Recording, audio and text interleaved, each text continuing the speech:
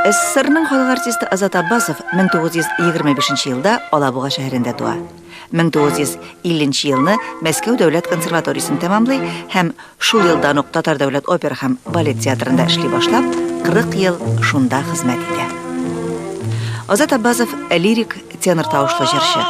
Гадәттә, лирик йомшак тавыш артист өчен бик татлы, тәмле, хәтта бер кадәр төшерәк җырлау куркынычын да тудыра диләр.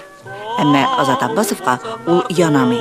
Чөнки ул үзенә кирәк булган вокал күнегүләрне оста файдаланып, тавышына нык матур яңгыраш өсти һәм үзен яңгырауыклы тавышлы, нык лирик тенор итеп таныта.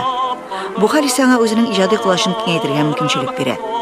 Бик лирик образлар белән бер рәттән ул зур драматик кичерешләргә бай булган образларында кыю һәм бик таләпчән һәм тапкыр иҗат итә.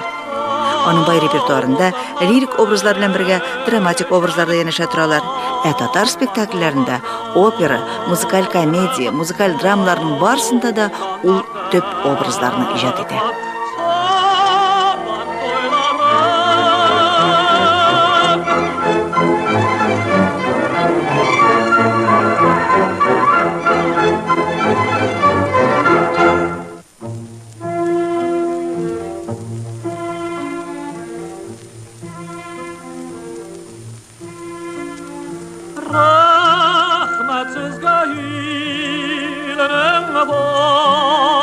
Егетләре сау булыгыз дуслар, инде мин китәм,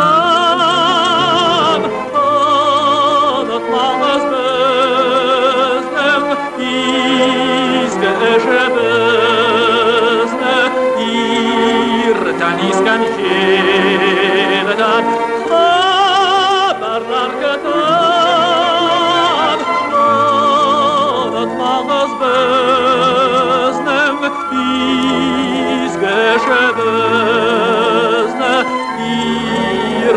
Искән җилдән хәбәрләр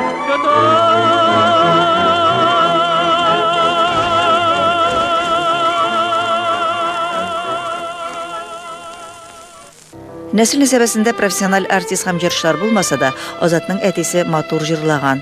Ул үзенең түбән бас тавышы белән дөньяларын онытып, рәхәтләнеп, татар халык көйләрен җырлый торган булган. Азат та җырчы буларак ялланган. Безнең архивта